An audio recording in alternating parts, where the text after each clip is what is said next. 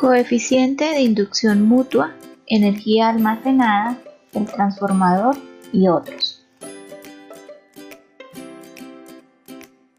En este video estudiaremos inductancia mutua, FEM mutuamente inducidas, unidades de la inductancia mutua, autoinductancia en inductores, energía almacenada en un inductor y el transformador.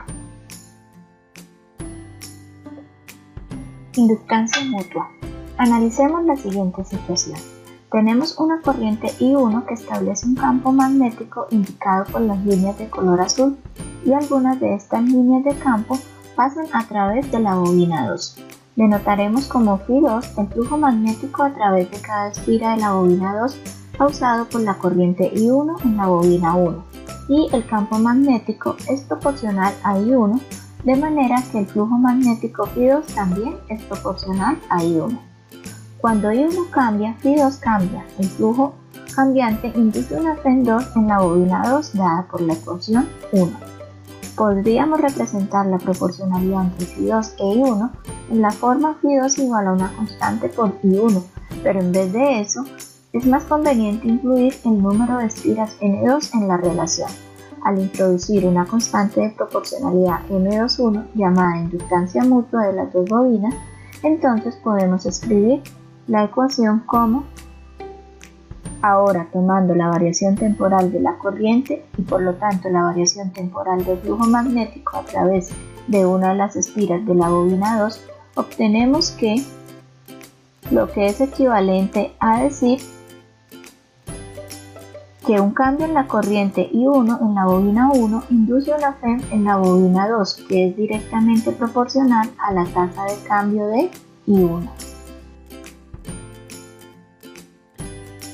También se puede escribir la definición en términos de la inductancia mutua. Recordemos la ecuación 2. Si las bobinas están en el vacío, el flujo Φ2 a través de cada espira de la bobina 2 es directamente proporcional a la corriente I1.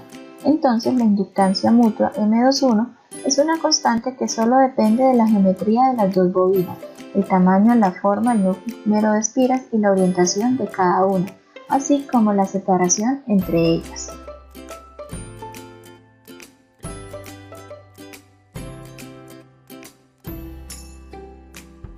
Podría volverse a hacer el análisis para el caso opuesto, en el que una corriente cambiante I2 en la bobina 2 causa un flujo cambiante V1 en una FEM1 en la bobina 1. Esperaríamos que la constante correspondiente M12 fuera diferente de M21, porque en general las dos bobinas no son idénticas y el flujo a través de ellas no es el mismo. Sin embargo, M12 siempre es igual a M21, aun cuando las dos bobinas no sean simétricas. A este valor común lo llamamos simplemente inductancia mutua y lo denotamos con el símbolo M, sin subíndices. Este valor caracteriza por completo la interacción de la FEM inducida de las dos bobinas y de esta forma podemos escribir FEM2 igual a menos M de 1 de T y FEM1 igual a menos M de I2 de T, donde M es la inductancia mutua que se representa mediante la siguiente expresión. Los signos negativos de la ecuación 6 son un reflejo de la ley de Lenz, la primera ecuación que dice que un cambio en la corriente en la bobina 1 provoca un cambio en el flujo magnético a través de la bobina 2, lo que induce una FEM en esta última que se opone al cambio del flujo. En la segunda ecuación, las dos bobinas intercambian su papel.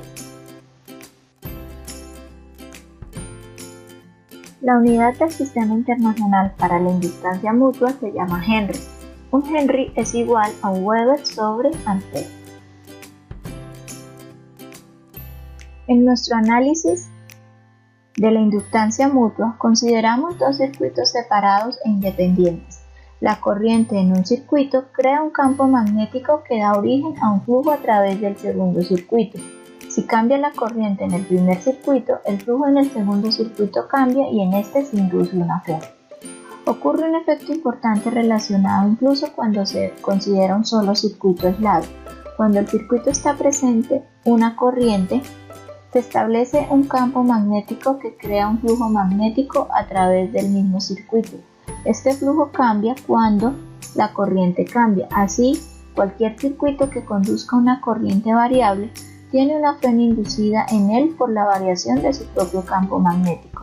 Esa clase de FEM se denomina FEM autoinducida.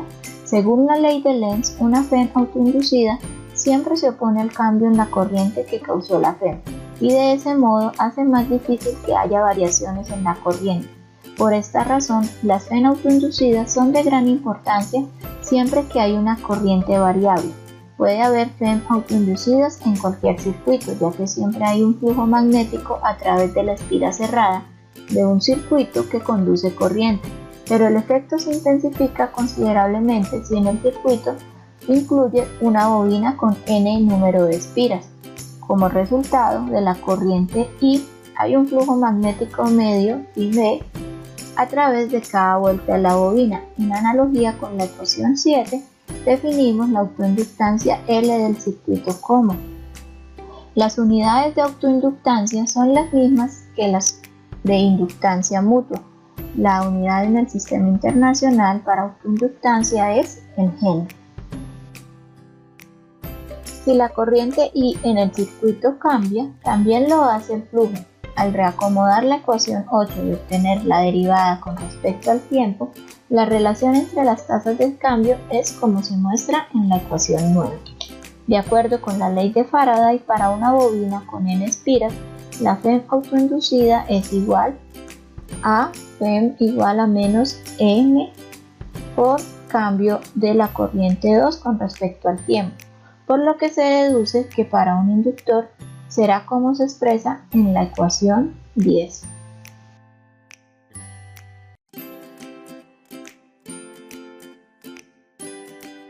Un elemento del circuito diseñado para tener una inductancia particular se llama inductor o bobina de autoinducción. El símbolo para identificar este inductor en un circuito es como se muestra en la figura, y su finalidad es oponerse a cualquier variación de la corriente a través del circuito. Una batería en un circuito contiene un inductor que proporciona más energía que un circuito sin inductor. Parte de la energía suministrada por la batería aparece como energía interna en la resistencia del circuito, en tanto que la energía restante es almacenada en el campo magnético del inductor. Utilizando la segunda ley de Kirchhoff, podemos ver que las caídas de potencial en el circuito están dadas por la ecuación 11. Si multiplicamos cada uno de los términos de la ecuación por I y reordenando la expresión, obtenemos la ecuación 12. Al reconocer I por E como la rapidez a la cual la energía se suministra por la batería e I cuadrado por R como la rapidez a la cual se entrega energía al resistor, L por I por derivada de I de t debe representar la rapidez a la cual se almacena la energía en el inductor.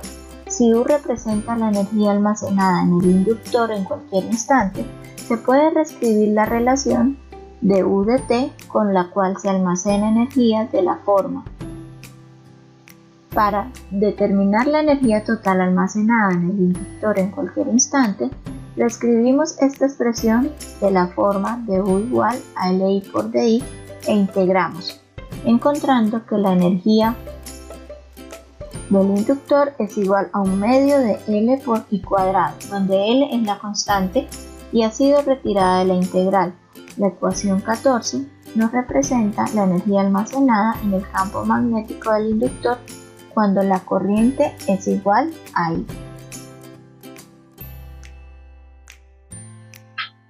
La figura ilustra un transformador idealizado. Sus componentes clave son dos bobinas o devanados aislados eléctricamente uno del otro pero enrollados en el mismo núcleo, que por lo general está hecho de un material como el hierro con una permeabilidad relativa a casos M muy grande.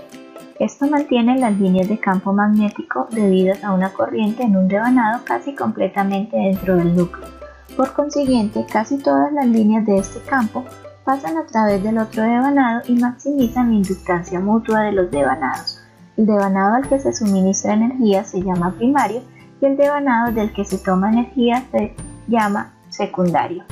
La fe inducida por espira es la misma en las dos bobinas, por lo que podemos ajustar la razón de los voltajes terminales modificando la razón de las espiras. Finalmente, ¿qué aprendimos hoy? Definimos el concepto de inductancia mutua, determinamos que solo una corriente variable en el tiempo induce una FEM en una segunda bobina. Demostramos que la FEM inducida en cada bobina es directamente proporcional a la tasa de cambio de la corriente en la otra bobina.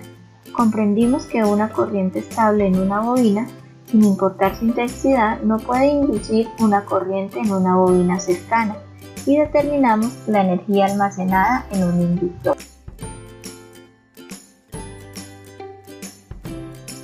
Gracias.